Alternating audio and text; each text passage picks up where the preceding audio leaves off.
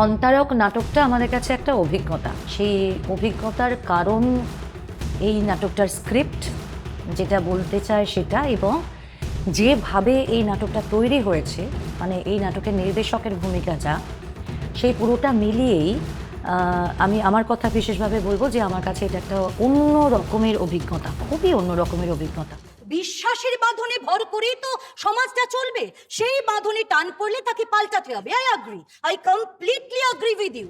এটা মানুষের কাছে একটা এমন বার্তা নিয়ে যায় যে বার্তার মধ্যে রাষ্ট্রের ক্ষমতা, মানুষের অবস্থান, একক মানুষ, সমাজবদ্ধ মানুষ এবং নিয়ন্ত্রক শক্তি রাষ্ট্র, এদের পারস্পরিক যে টানাপোড়েন, এদের পারস্পরিক যে আদান প্রদান, এইসব নিয়েই নাটক।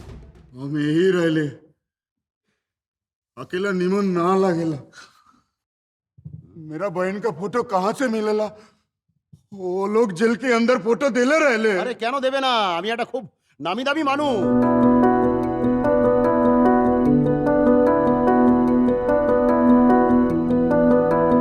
নাটকটা যখন মঞ্চে দেখা গেল, রিহার্সাল যখন পুরোপুরি হয়ে গেল, তখন দেখা গেল নাটকটার মধ্যে ক্যারেক্টারগুলো যেভাবে আসছে যাচ্ছে, সেই অনুযায়ী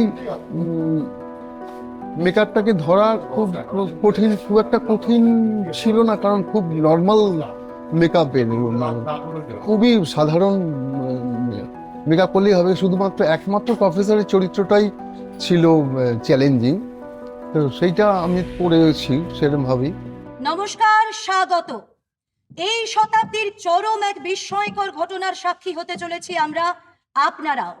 জ্যাক দ্য রিপার বা ফেবলস্টাইনের মতো অনন্য সাধারণ এক বুদ্ধিমান খুনির মুখোমুখি হতে চলেছি আমরা। খুবই গুরুত্বপূর্ণ একটা ভূমিকা আমার এই নাটকে।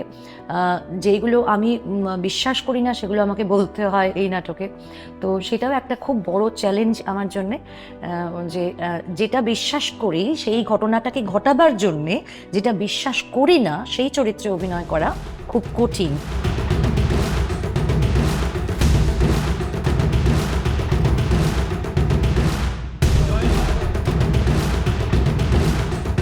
এত বড় একটা স্টেজ, সেখানে কোথা থেকে কোন ক্যারেক্টার কখন ঢুকছে, সে কোথায় কথা বলছে, এবং তার প্রত্যেকটা কথা যতটা আমি ক্ল্যারিটির সঙ্গে নিতে পারি এবং যেন অফিস খুব বেশি না হয়, তো সেইটা একটা আমাকে মাথায় রাখতে হয়। শ্যামল চক্রবর্তী আমাদের নির্দেশকের কাছে কৃতজ্ঞ, অবশ্য কৃতজ্ঞ, উনি তো আমাদের পথপ্রদর্শক, আমাদের শিক্ষক। তার কাছে কৃতজ্ঞতার কিছু নেই, তার কাছে শেখার আছে। তো উনি প্রতিটি পদক্ষেপে আমাদের শিখিয়ে নিয়ে গেছেন যে ঠিক কীভাবে কোন জায়গায় নিজের অবস্থানটা তুলে ধরতে পারলে আমরা এই নাটকটিকে সার্থকভাবে তার বার্তা মানুষের কাছে নিয়ে যেতে পারবো।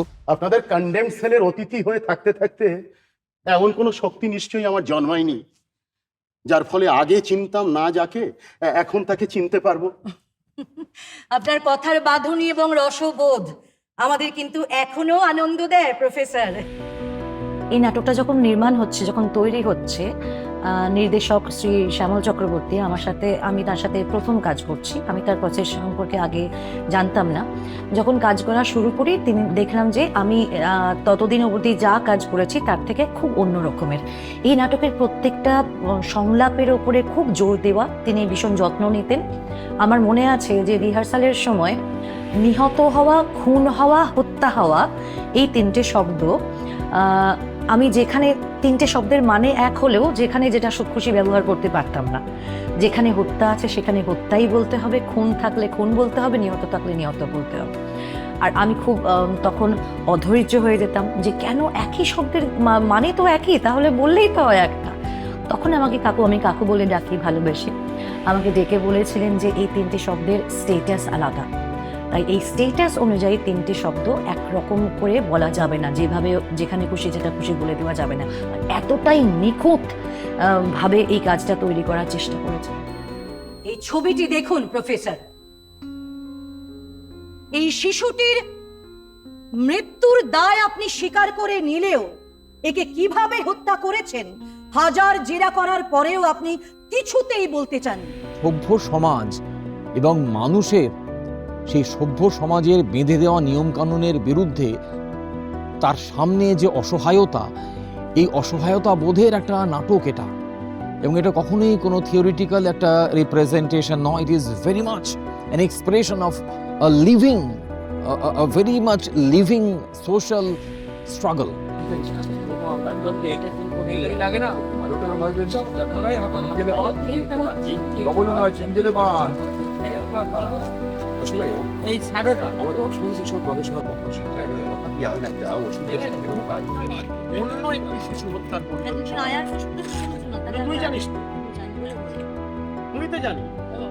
সঞ্জিতদার সাথে অভিনয় করা, সঞ্জিতদার সাথেও প্রথম কাজ এটা আমার, তো খুব চ্যালেঞ্জের মুখে পড়ে যেতাম প্রতিটা মুহূর্তে। আর সঞ্জিতদা খুব সামলে সামলে আমাকে নিয়ে চলতেন, খুব মানে সবসময়ই চলেন, খুব সাপোর্ট করেন।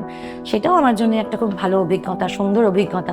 সব কিছু মিলিয়ে হামতারক একটা সারা জীবনের পাওয়া বলা যেতে পারে।